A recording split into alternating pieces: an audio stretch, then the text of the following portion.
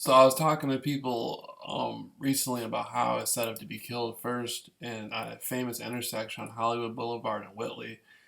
And I had been going to Motel 6 on Hollywood Boulevard in Whitley for years.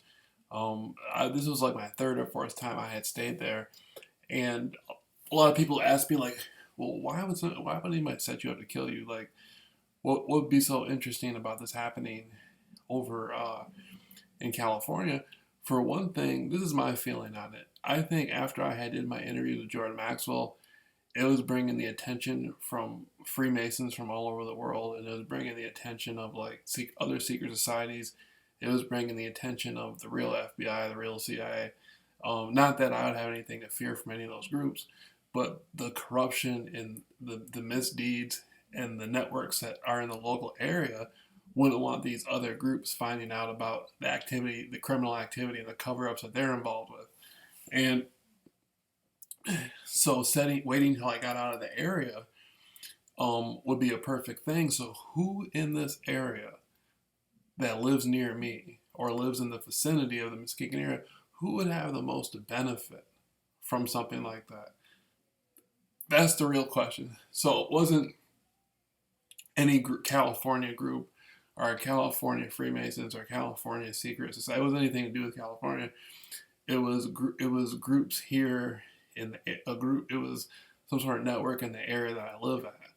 And so after I got set up to be killed, I left. I got out of it, and some people made sure I got out of it, and I came back to Muskegon. When I came back to Muskegon, like everything was cool, and then people just started tripping out and sending me all sorts of weird messages and following me around and stuff. And this is where I'm coming from on that.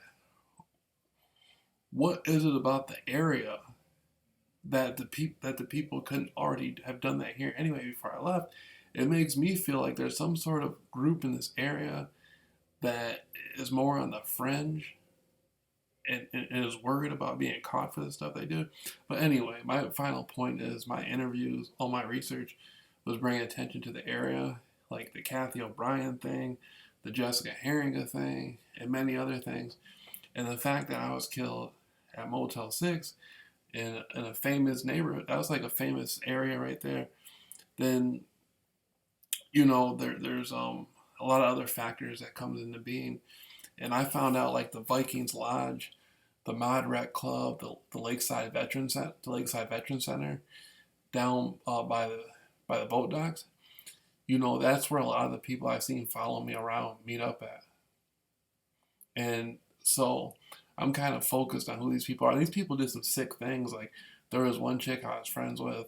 They were getting her high off of heroin, got her addicted to heroin on purpose. It was like some really messed up things. And, I didn't ask for these people to come into my life and do this to me and disturb my life and play around with my life and pay all these people to follow me around. And I went from a scenario where I got set up to be killed to being contract stalked, set up framed for a crime I didn't commit. And the fact that it happened on Hollywood Boulevard, right in the Hollywood area, and that's right by, that's right by Yucca Street where the Hollywood gangsters kick it. And it's like people haven't come and asking me questions like what's going on, and like I'm grateful because now people are gonna find out about all the harassment and all kinds of crazy ass stuff that's been happening to me, and the information circulating. Like it'll be all over like Mexico, El Salvador, it'll be all over the place. And I feel like these people don't have any right to have infringed on my life and stuff. And so, like who in this immediate area had the most benefit from something like that happening to me? And you got to think how these groups who do this networking, this contract stalking, how do they appoint people over certain areas? Like, what the fuck is all going on in Muskegon County? Like, the corruption in Muskegon County is high. Like, I'm proof of that. But what the fuck is all going on? Is this some sort of weird, sick Wicca group that sacrifices children? Like, there's a lot of questions.